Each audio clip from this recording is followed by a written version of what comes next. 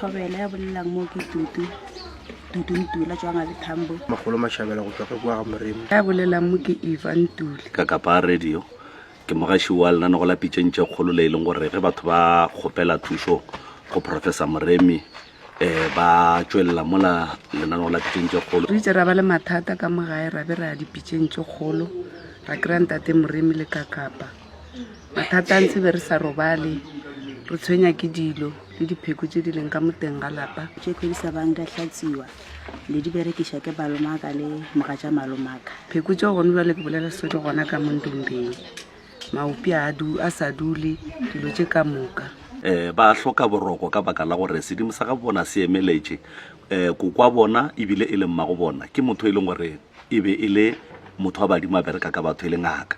Jwale o ile go robala dipheko tša gage di no dutse mola ga di a hlatswiwa ga gone se se diragalang ka tsona ebile morwa mokgekolo o tšere taola tšela le mosadi ya gage ba di berekiša ba phekola batho ba diang mola e le gore family e lla ka taba gore yena kgaetšedi ya bona o ke ebile e le malome ya bona o berekiša taola tša mmago bona le kokwa bona ene ga se ngaka. Re berekile re apologile re di apollang tše e leng gore ga di nyakege ka mo motseng wa Gantuli.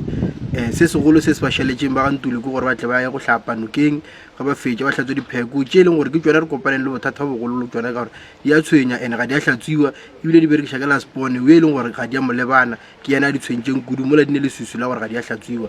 Ba tlhoka go di hlatswa ba hlapišiwe ba hlatswe motse ka mokgwa ba rekileng ka dipheko re a tshepa gore boroko bona o tlo ba le bona then le tšwelopele ya gore ba feletse ba kgonne gore ya tše ka moka di ba šaletšeng gore batho ba dirie kudu mola ditabeng ya dipheko. Ba re ba tlo tla ka magae batho ba re thushe ke bolela ka mokgwa ba ka molapeng ba tlo re thuša. Ke leboga thata ntate Kakapa le Moremi le bjalo re tlo hwetša boroko le rena re tlo phela go swana le batho. Ke leboga go menagane.